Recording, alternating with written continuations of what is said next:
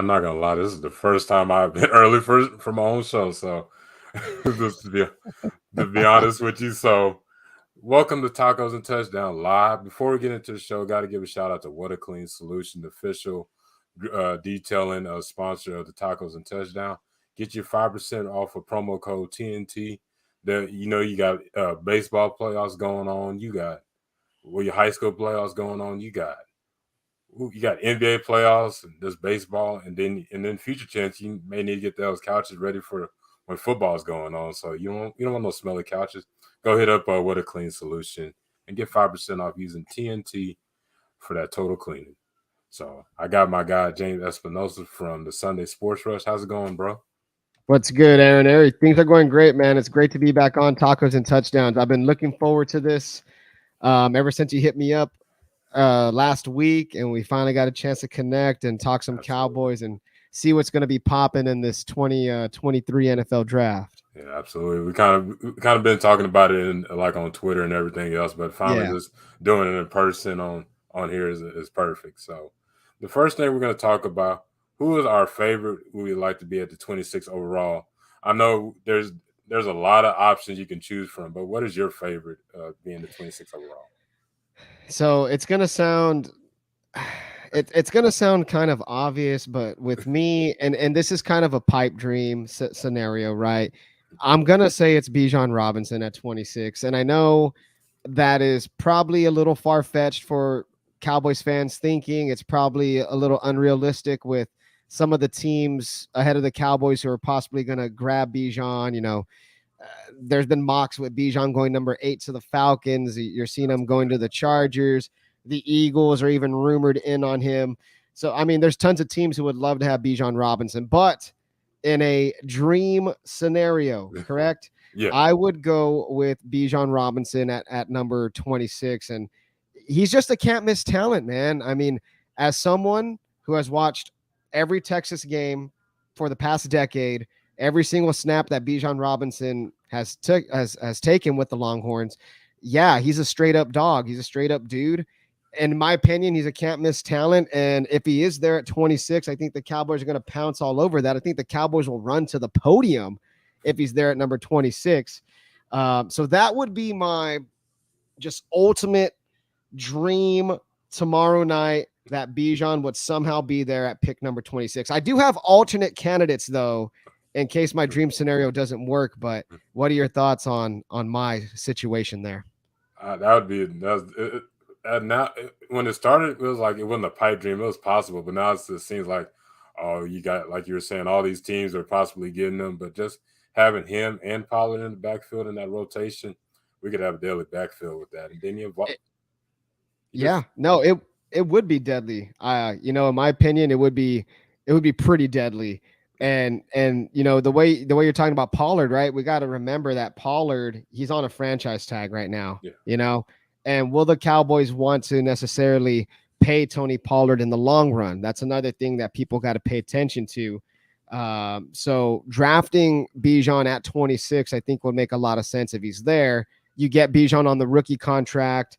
You do your thing with him for 4 or 5 years, and then you see what happens after that. And then Tony Pollard is coming off of the injury that he suffered against the 49ers in the divisional round. So there's a lot of question marks right now in terms of Tony Pollard. Will he be the same guy? Will he have the same kind of cuts, the same kind of explosiveness? And that is one of the reasons why I wouldn't be hesitant to take Bijan Robinson at 26 if he's there. I get it. Big disclaimer, if he is there, okay? You don't pass up him up. Over 1,500 yards last year, 18 touchdowns, averaged about 6.1 a carry.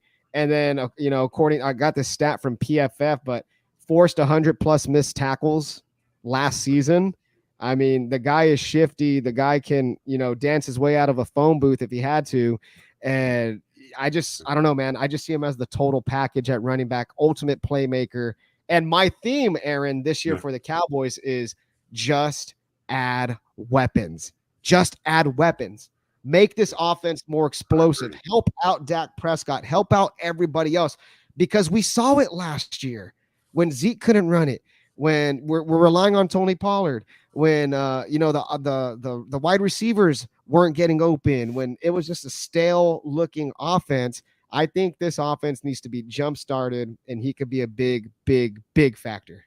Yeah, speaking of a jump starter, because last year it felt like the car wasn't going at all at times. It was just like you just need that jump start, and adding a Bijan would be definitely a great addition. Do you see? Are you like high on trying to get a receiver in the draft this year? Or Oh, okay. So this kind of goes into my category, yeah, and I know we were going to get to that, but I am not that high on a receiver I get you. in the first round at least. Um, my thinking is you bring in Brandon Cooks, you made a trade for him. You should be kind of solidified with Lamb and Cooks.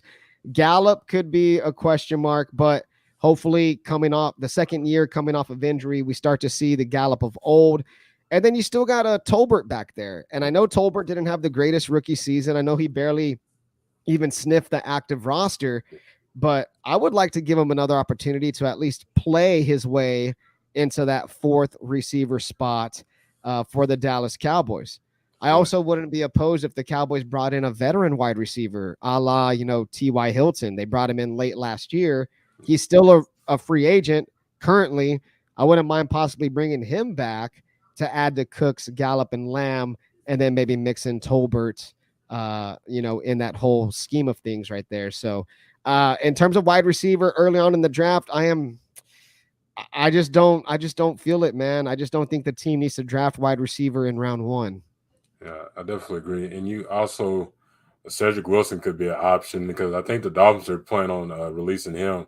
I think it's just a matter of time because I know the Cowboys aren't going to do that trade because he had a big contract and they're not Yeah. about to spend all that money on who is likely going to be the fourth receiver. And also on Tolbert because I did a article on him last year.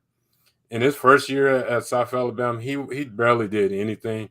It was that sophomore year when he had that big jump, and I see that happening this year. He showed when you looked at his play, he was like a great ball tracker, and he didn't get to use those abilities because he was doing option routes that are usually for tight ends in Kellen Moore's offense.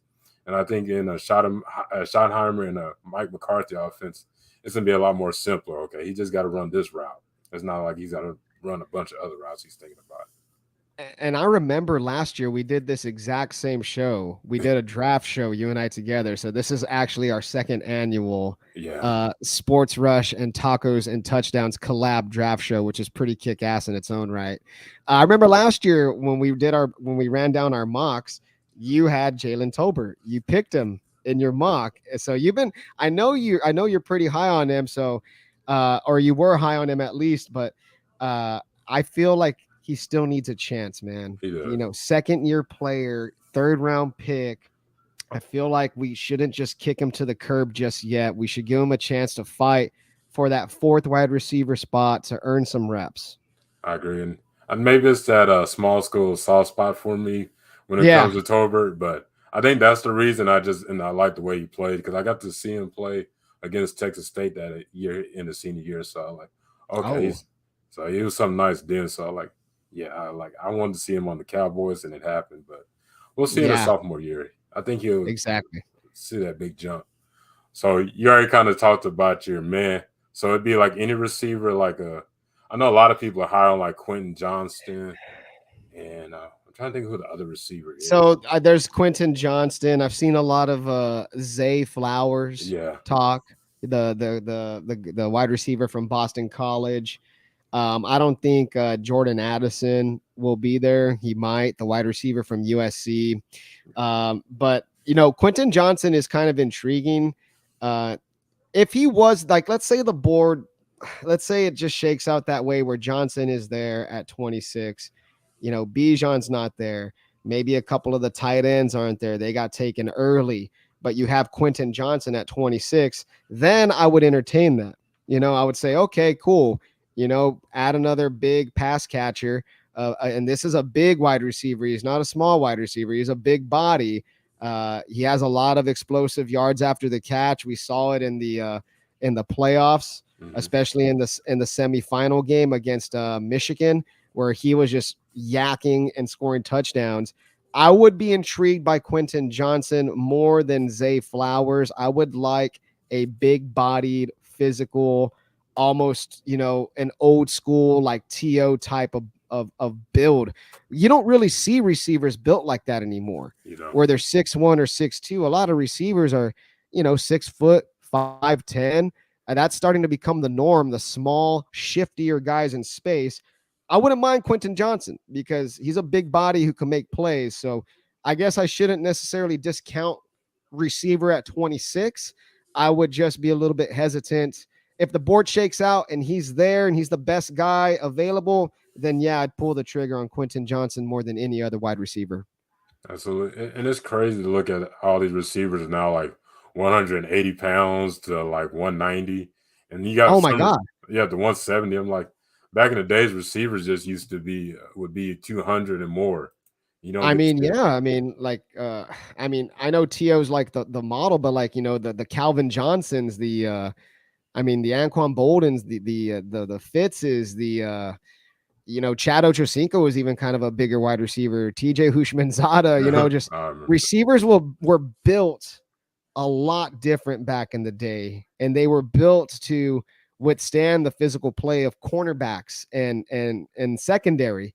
That's back when the rules were a little bit more, you know, more physical, right?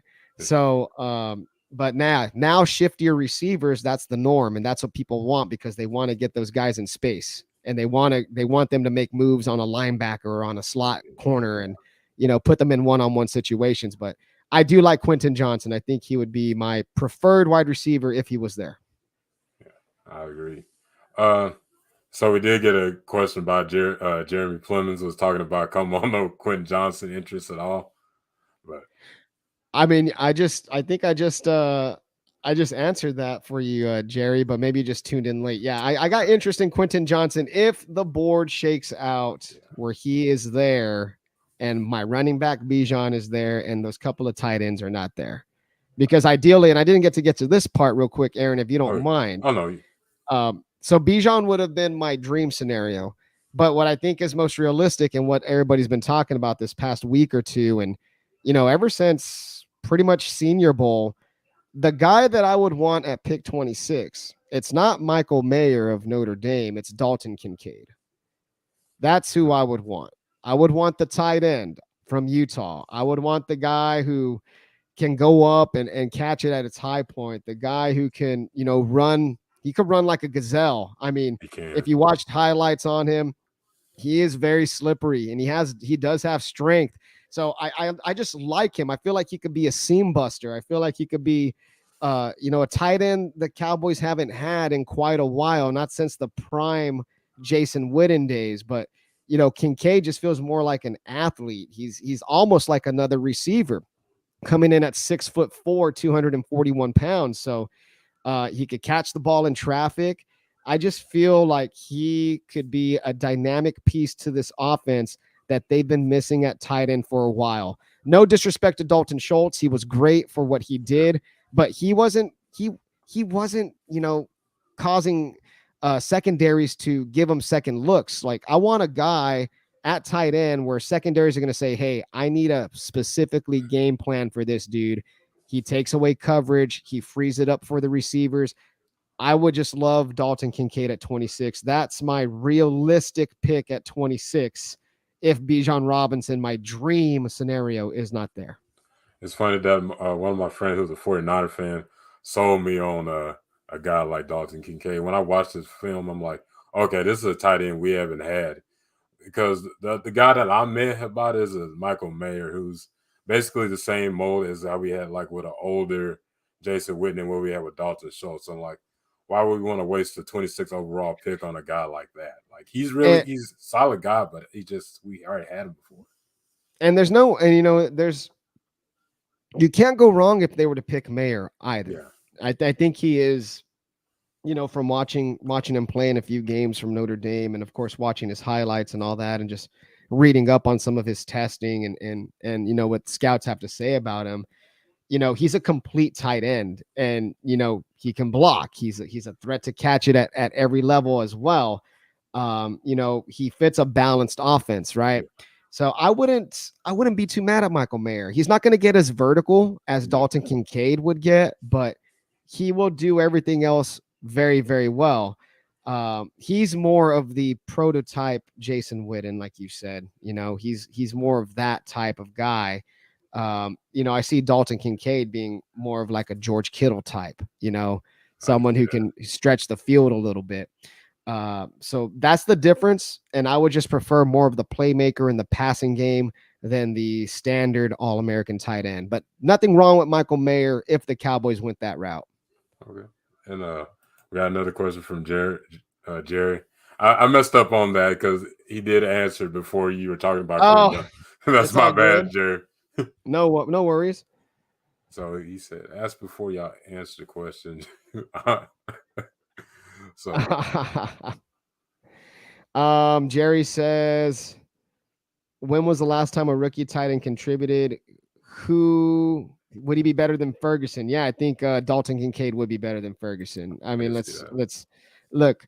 The thing is, right, with Kincaid, he has skill sets that Ferguson doesn't have. Ferguson ain't the athlete like Kincaid. Neither is Hendershot. I mean, there's a reason why those guys went late in the draft, and there's a reason why Dalton Kincaid's going to go in the first round. Yeah, tight ends haven't produced that much in the first round, but still, get your weapon, get your guy. He's going to be with Dak Prescott. He's going to be with Mike McCarthy. He's going to be surrounded by a ton of playmakers.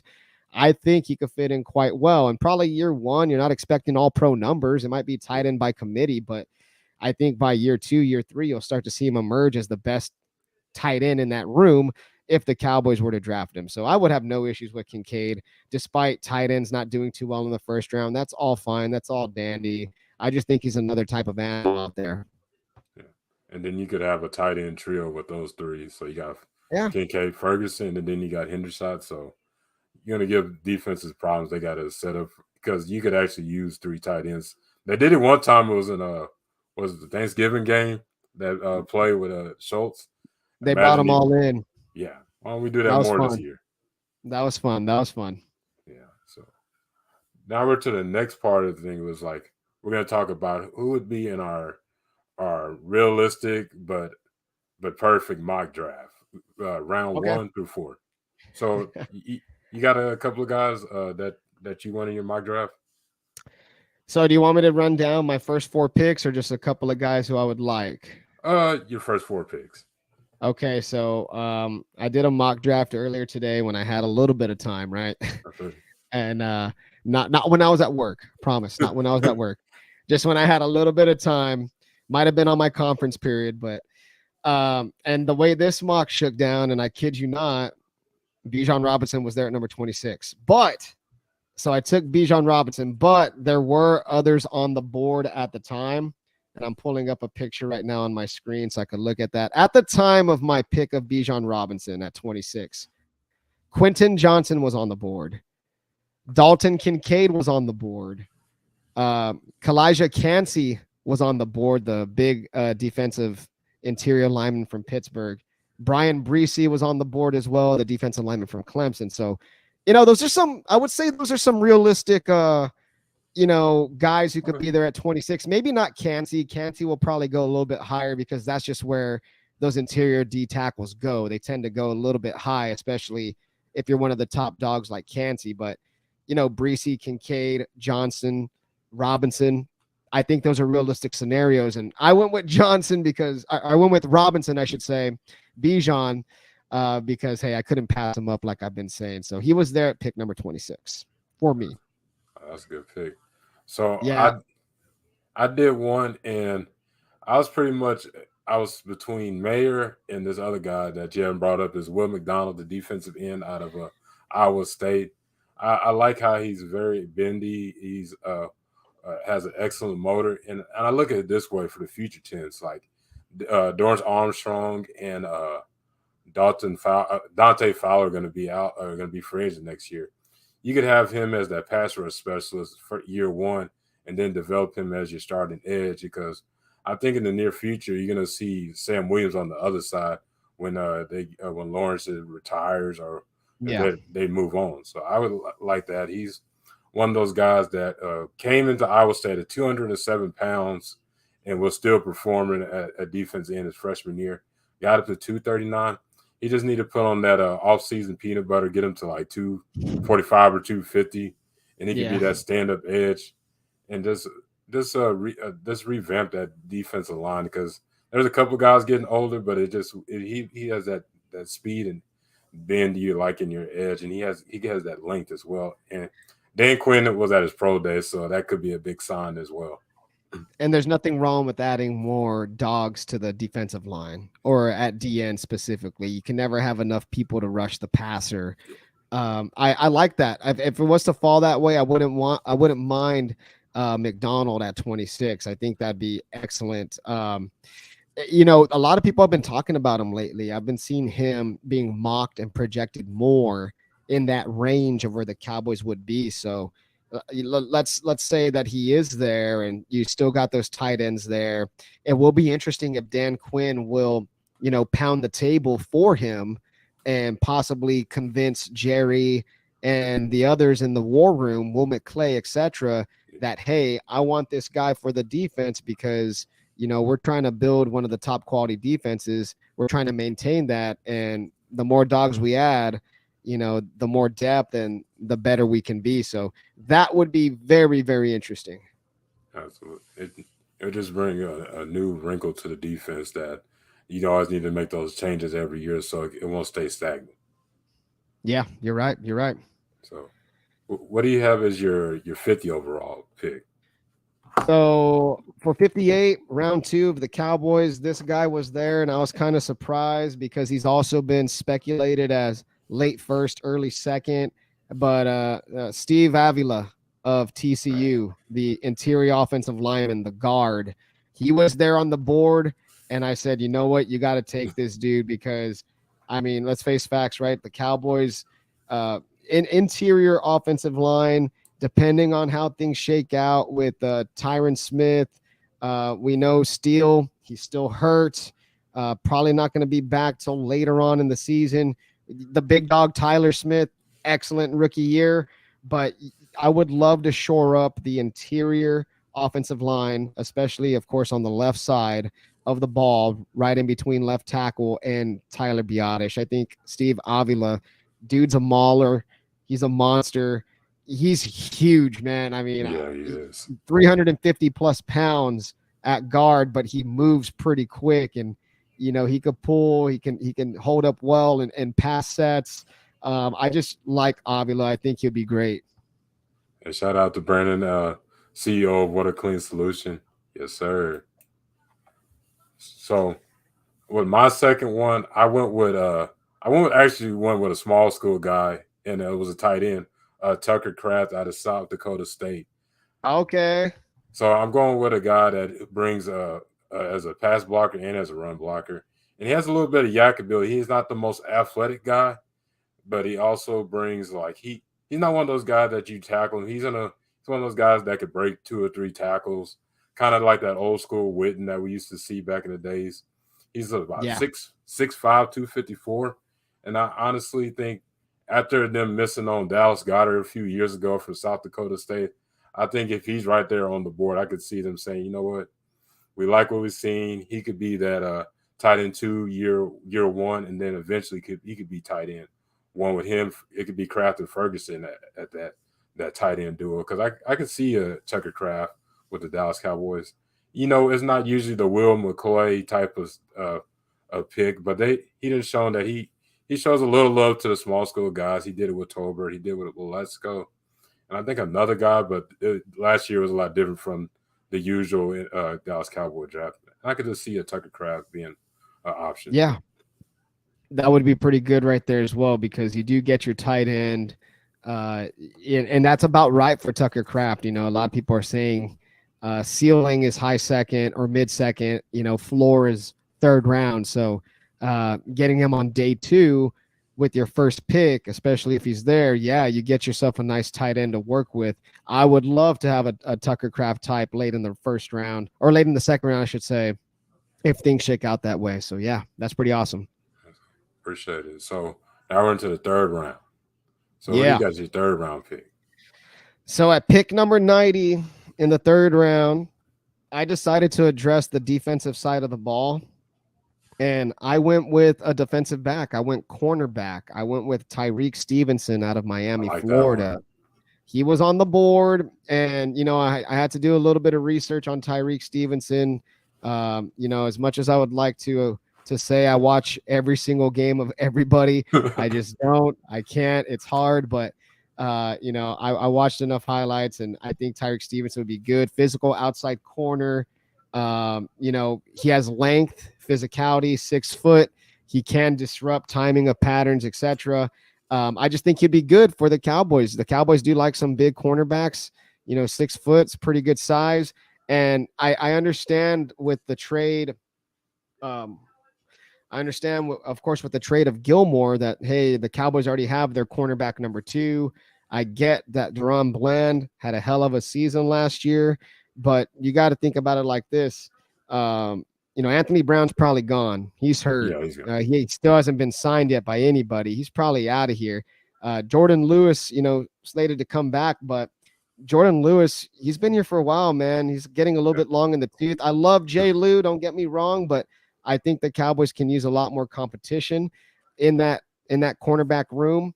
Nashawn Wright did show some promising signs late on in the season last year, but it never hurts to add a quality cornerback, especially the type like Tyreek Stevenson from Miami, a big physical guy who can play a lot of man-on-man coverage in the NFL. So that's my pick at number 90.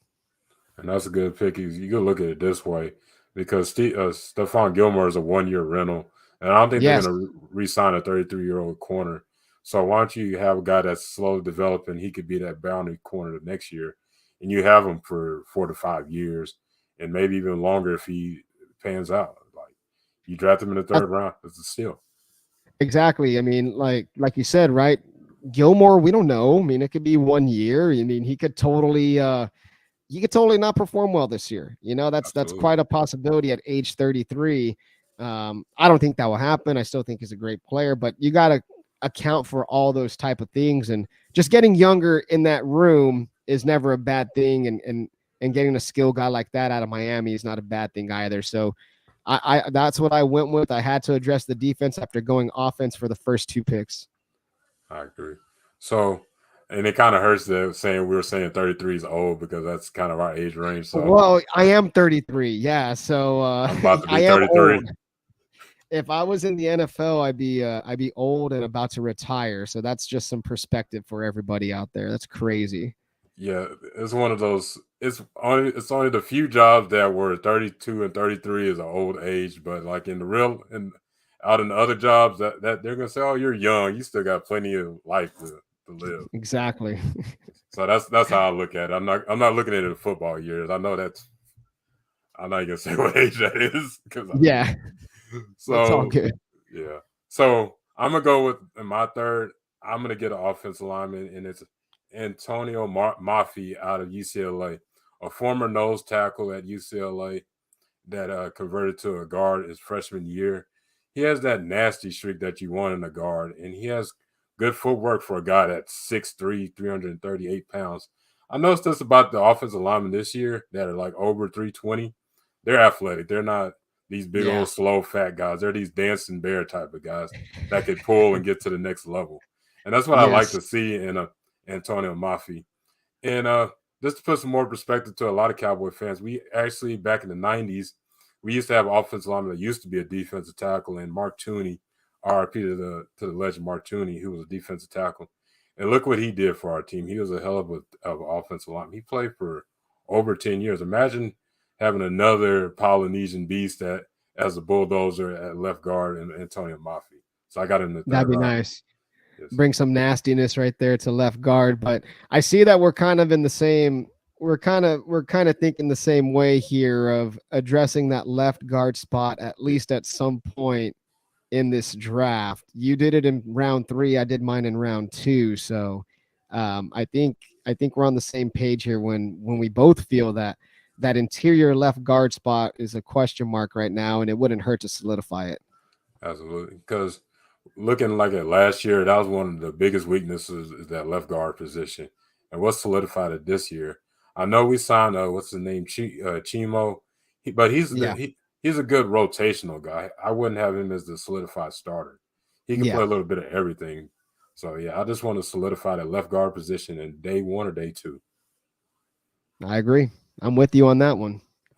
So now we're to the fourth round pick. Who do you have as your fourth round pick? So fourth round pick, this guy, it's not necessarily well. I guess you could.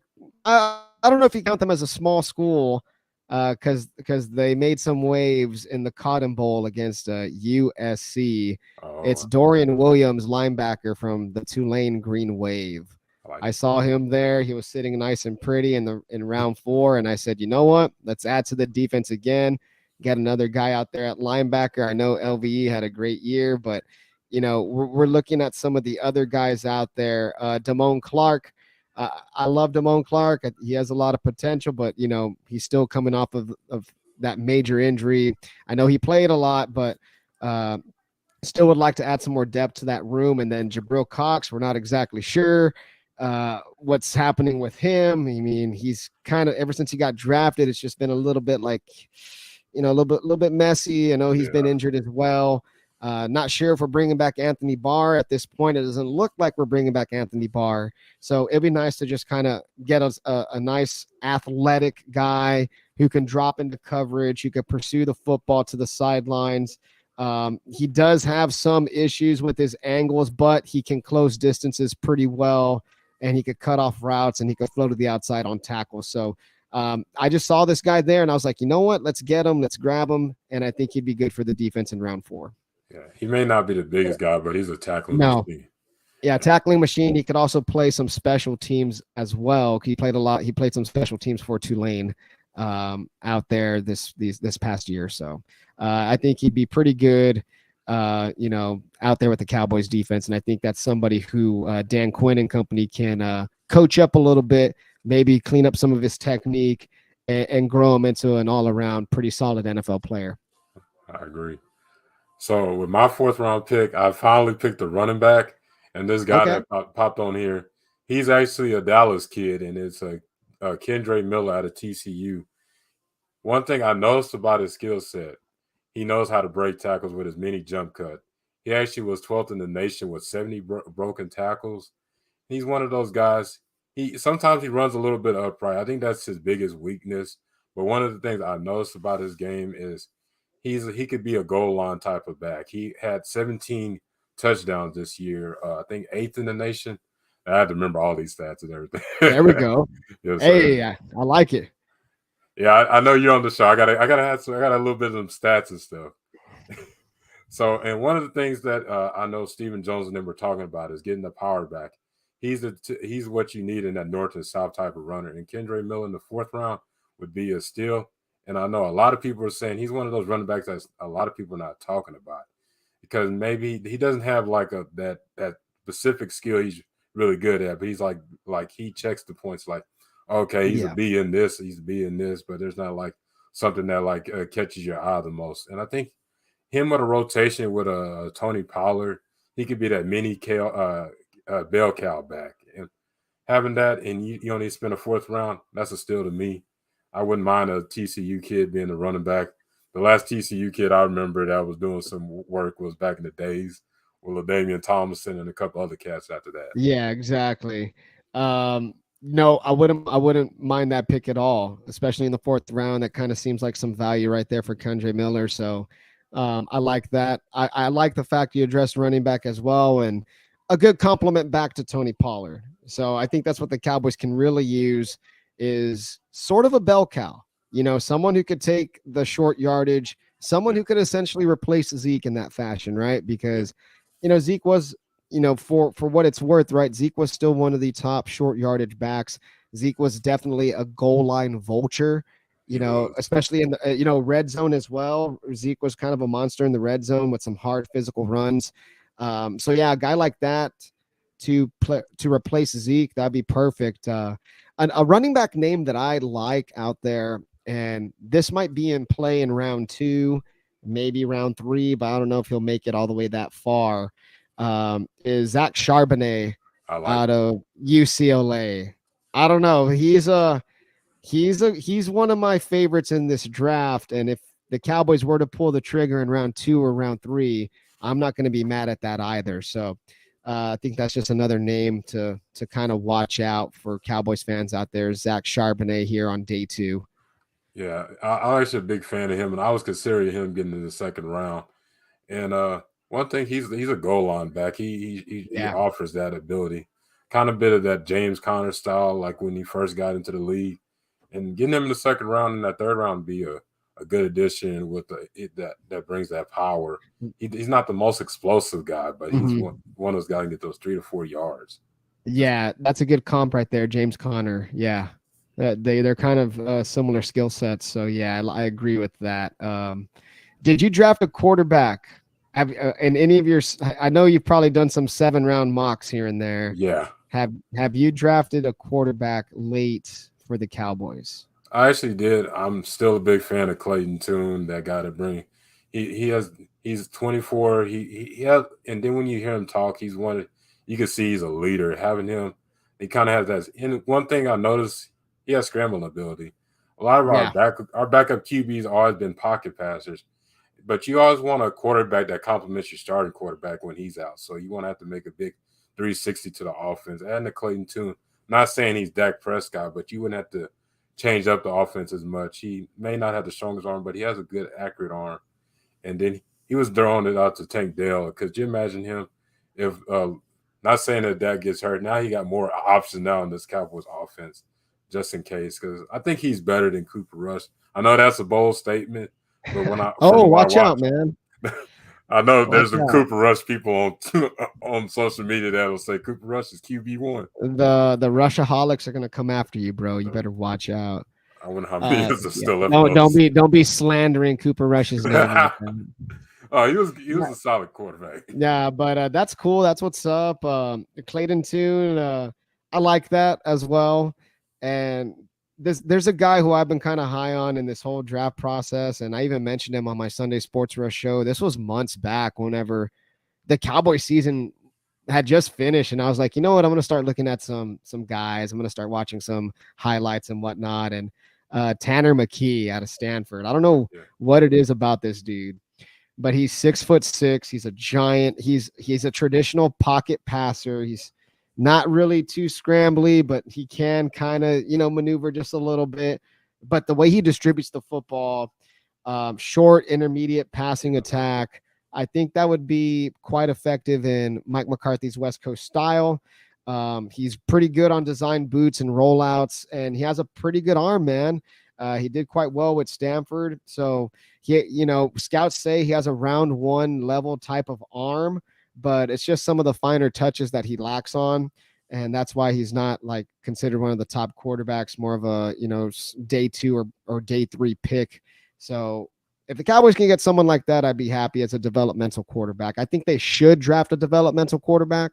So we'll just see what happens with that. But I wouldn't be mad at Tune, and I wouldn't be mad if they went with Tanner McKee either. So Max Duggan even would be a name that I would Can't kind of just be brought like, you that know up. what? All right, let's try it out.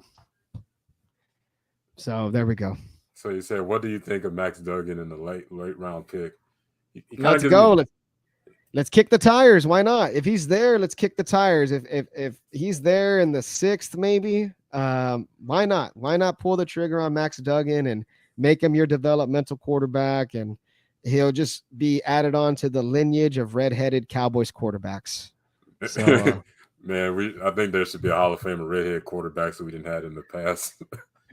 I'm just saying, man. Garrett, Cooper Cooper, Rush, Andy Dalton for a season, he and does now enough. Max Duggan. He kind of gives me the way he plays reminds me of a little bit of Gardner Minshew a little bit, and I wouldn't mind Yeah, the type of quarterback a with lot of us. heart, a lot of Yeah, not the most skilled arm, but he definitely can play. He definitely has that mentality, leadership qualities as well. So I think that'd be good. I wouldn't mind that. yeah, he's what you call a lunch pail type of guy. That's Like he right. just goes to work. Damn So straight.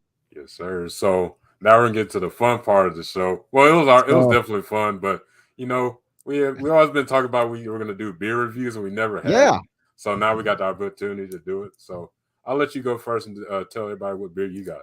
Okay, so I'm representing Corpus because I always represent Corpus 361. It is what it is. I'm representing South Texas. I love it. Sorry. Love Corpus, baby. So this comes from, I don't know if we can see it on the screen. Maybe my light's a little bright, Oh, but my this is light does say. Lazy Beach Brewing Company out of Corpus Christi, Texas. This is their Low Tide Summer Ale. Yeah, Lazy Beach, love these guys. They're local, support local. So that's what I'm doing tonight on the show, and I'm gonna pop it open right now. Got it. That lovely sound. Lovely sound. Here's a cheers to everybody out there watching. Refreshing. It's nice and refreshing, man. It's just a perfect, like, hot day outside type of beer. Perfect. I'm gonna be outside lounging around. Perfect. Literally at the beach type of beer. So I love it. Excellent stuff. I was about to ask you, since you're in Corpus, you know you got to hit out to the beach once in a while with that beer. Oh, of course, man. I gotta hit up the beach. It's a staple down here. Definitely. I'm planning on actually hitting up the beach rather soon. So definitely got to get some work in at the beach and get those 12-ounce curls working. I feel you. It took me a little bit like 12-ounce curls. Like, oh, I'm just Got to work them biceps, baby. Let's go. Sir. Yes, sir. So I feel bad that I didn't do a local brewery in Seguin because we do got a couple of them. I picked one at HEB called Sucker Punch. Got a little gummy bear with boxing gloves. It's a beer out Nice. of Carrollton, Texas. Three Nation Brewing Company. So out in Okay. the DFW area. So it says it's a Goldberry Burliner Wise. So we'll see. We'll see what it says. So it should be good. Let me give it a nice. Burliner Weiss is pretty good, man. That's good stuff. Let me see. Let's see. There he goes. It kind of reminds me of like those clear gummy bears a little bit. Yeah. With that, it has like a nice medium flavor, and I actually would drink this again. What is the? Is that aftertaste kind of a little bit? Does it have a sour? What is it? Dry? It's actually sour, but like with a little dry. But it's not like Warhead's sour. It's just like a nice. It's kind of one of those after a long day type of beers. Like maybe if you're doing some lawn work or just watching sports or anything or watching the movie. There's beach beers and then there's long day type of beers, and those just hit hit pretty hard. So that's what's up, man. But yeah. So if you're ever down in the Corpus area, we have a ton of local breweries down here. I love them all. But Lazy Beach is definitely one of my favorites. So if you're ever down here, hit up Lazy Beach Brewing Company. Yeah, I definitely got to hit you because I do plan on going to Corpus probably in June or July. So you got to let me know, man. I know last time situation, things didn't work out, but yeah, next time you're down, man, love to kick it, love to show you around. Go out to eat, grab a bite, grab a couple of beers. I think that'd be excellent. Absolutely. So I do got a couple of rapid fire questions when it comes to beer. So are you a dark or a light beer type of guy? I'm both in that sense, but I like dark beers like Bocks. I enjoy like a nice Bock. I enjoy a nice amber ale. I love my light beers like lagers, etc. But if you're asking if I'm a fan of like stouts and stuff like that, nah, I'm not a fan of stouts. I'm not a stout guy. I don't like I don't know, like if my beer looks like coffee or if my beer looks like motor oil, I'm not the biggest fan. Don't get me wrong, they're really good, they're really tasty. They have their time, they have their place, they have their audience. It's just not for me, man. It maybe on like a really, really cold day.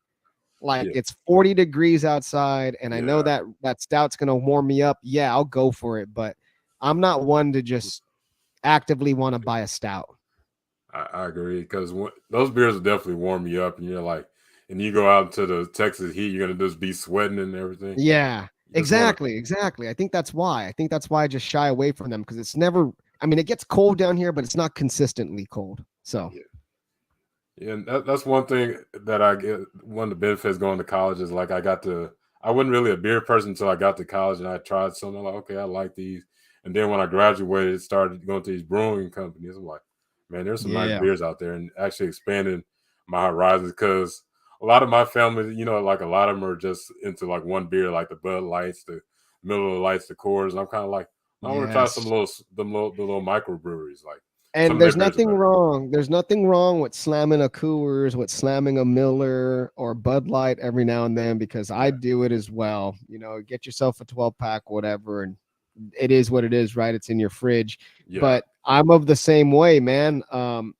I kind of grew a fascination with craft beers a little bit, and I don't want to sound like, oh, I'm craft beer guy, but I don't want to sound like a douche, whatever. But yeah. I love craft beer, and I'm the guy who brings craft beers to the family get-togethers. And my brother and my dad and my cousins, they'll always be like, "What did you bring this time?" And they always know I'm going to bring something different because I get them to try different things.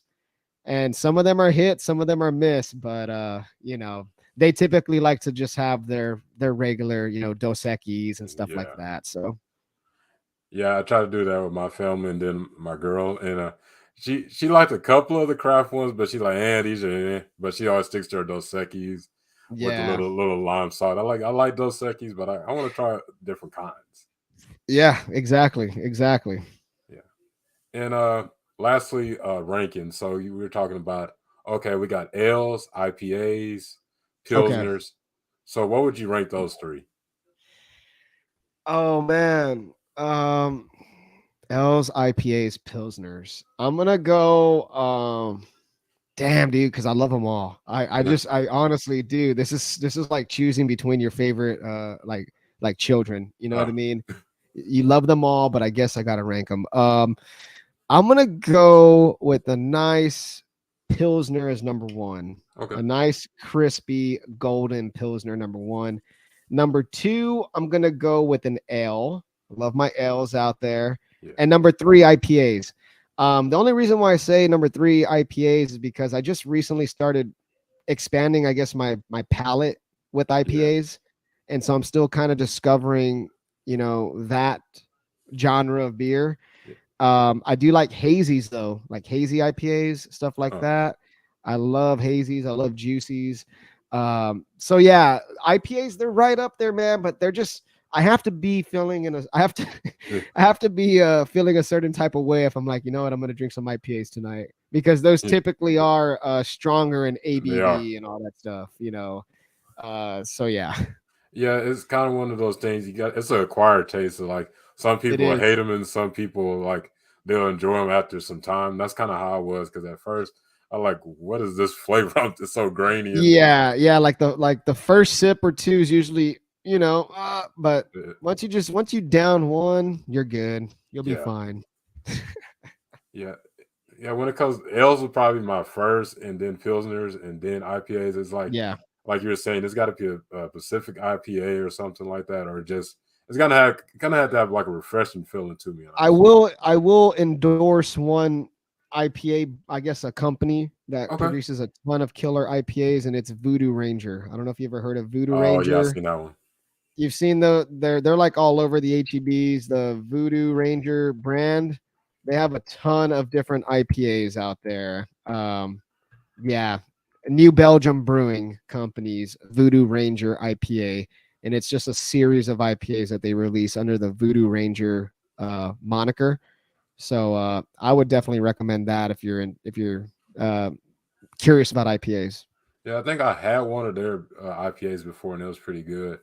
Yeah. Uh, Another thing you about these microbrewing, they do a lot of work into these to the logos they have on here. They're fun to look Yes. at. Like you Can wish you could art. keep them. Yeah. Can art is key. Can art is key because if it catches my eye and I'm like, oh, I like the way that can looks, something in my brain up here just triggers me and says, you know what, I'm gonna buy that because the can looks kick ass. And I'm just like, hey, these cans are sick. And then, it's just one Yeah, of those things where it just catches my eye. I know that sounds really basic, but it works. It's advertising. So you got to have some nice can art as well.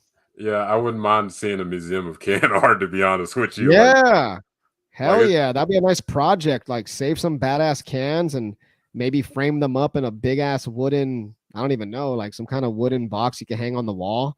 That'd be Yeah, pretty sick. yeah. I wouldn't mind going to an art museum and I see can art. I'm like, I love Yeah, art, but seeing some can art, that'd be something different. Like for real. No, somebody's you're probably gonna right. take You're my right. idea, but it's okay. Well, it is what it is, I guess. I might have to jump on it early. I might need to start saving these cans and start doing some can That's what art. I'm saying. Got to. Absolutely, man. I was trying to talk and sip at the same time. Oh goodness. Man, it's a 4.5 alcohol, so just to let y'all know, it's not a strong one. It's a Yeah. nice little smooth one. So This is about the same thing right here. This one's 4.6. So 4.6. not bad. These are like fairly smooth Yeah, standard beers. Nothing bad. So no, nothing too heavy. Once you start getting past like 5.5, I think is kind of like, that's or anything above 5 can be a little heavy. yeah, 5.5. Once you start getting into the sixes, you're kind of like, all right, yeah, this is getting heavy. This is some heavy stuff here. yeah. And then you start getting bloated, and it's no fun. Yeah, exactly. Exactly. Yeah, like I don't like the bloated feeling and the look after drinking one of those type of beers. I'm like, dang, what the? I need to get back in. Need to go in the gym a little harder or something. Yeah, man, exactly. Yes, man. Oh goodness. Yeah, man. This has been a great show, and tomorrow we're gonna be. The draft is already here, and then like all the Yep. those million mock drafts, all we did. Well, some are gonna be this. You're like, man, they didn't get this guy, but there's gonna be one of those mock drafts you have on there. Is like, see, I told y'all he was gonna be here, and now he's on our team. There's gonna be Yeah. that one or two guys. So Yeah, that's what's fun about the draft, man. We do all this we do all these mock drafts, we read up on all these guys, we follow our favorite scouts, we watch highlights, and it all comes to a head tomorrow. So I'm looking forward to it, man. I think the Cowboys will have a good draft, and I'm ready for this to kind of, happen and then be over with so we could you know, uh knee jerk and be armchair quarterbacking all the draft picks next week because that's what we're inevitably going to do yeah, as content creators. So I love it, man. This is one of my favorite times of the year. absolutely. So there's gonna be a guy that we don't know who they are, but that's what YouTube and anywhere you could find Yeah, highlights in the film, and we'll learn more about him. So that's part of facts. the draft. But this has been. Oh, before I let you go, I gotta let you. I'm gonna give the floor to you to anything that you got going on. Sure So thing, man. So of course, I have my own sports radio show here in Corpus Christi. We're on Sunday mornings, 9 to 11 a.m. on News Talk KUIS 1440 AM, 98.7 FM. We are the Sunday Sports Rush. Also doing right now, we are about to start some high school baseball playoffs, and we're part of the MIC Sports Network here in Corpus Christi. But we're accessible to everybody out there. You just got to go to micsportsnetwork.com. Visit our website. You'll see our live player and you'll find all our games. They're absolutely free. We don't charge anybody. We're providing this service to all, 361 Coastal Bend high school baseball fans out in the state because down here in South Texas in Corpus Christi, there's nothing better than high school baseball in this area. We got perennially ranked teams. We got 2 defending state champions trying to win back-to-back state crowns. So things are getting spicy. So make sure micsportsnetwork.com, give us a visit, give us a like on Facebook, and follow us on Twitter at micsportsnetwork.com. yes, sir. One of the things about Corpus Christi, they love their sports in general. They're like one of the most sports dominant type of towns you could think of. I'm just Yeah, man. We love our sports down here, that's for sure. Yes, sir. This has been Tacos and Touchdown live, so we can't wait for the draft going on. But y'all have a good one. Peace.